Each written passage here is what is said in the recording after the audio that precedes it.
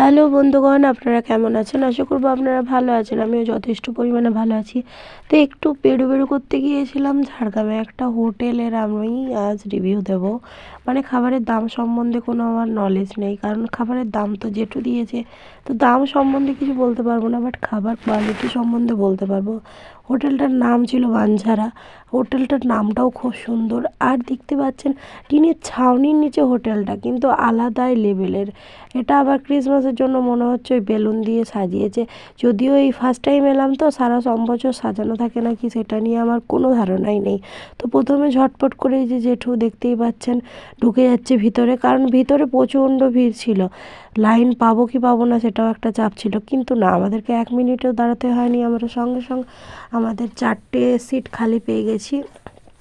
এপাশ ওপাশ করে বসে গেছি, আমিও বসেছিলাম কিন্তু এই টেবিলের এই দিকে। দেখতেই পাচ্ছেন এই যে আমার বদনটা, এদিকে তুলু বসে আছে, জেঠুকেও দেখলেন, আর দাদাও বসেছিল। তারপর এখানে সব থেকে যেটা আমার ভালো লেগেছে, এই যে ওপেন কিচেনটা, একদম লাইভ রান্না চলছে, আমরা সব দেখতে পাচ্ছি এখানে যে কিভাবে কি রান্না করছে। এই কিচেন কিন্তু সব জায়গায় এরকম খোলামেলা থাকে না।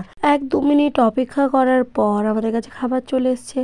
ভাত ছিল, ডাল ছিল, ঝুরি আলু ভাজা ছিল, আর ছিল শুক্তো, আর লেবু, লঙ্কা, আর হচ্ছে পোস্ত ছিল। দেখতেই পাচ্ছেন পোস্তটায় আরও চিংড়ি মাছ ছিল।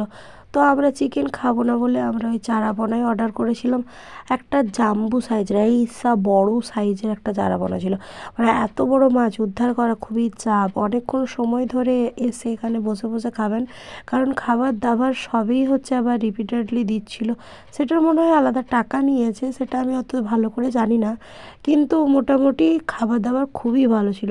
তারপর শেষ পাতে ছিল চাটনি। বুঝতেই পারছেন আলাদাই লেভেলের।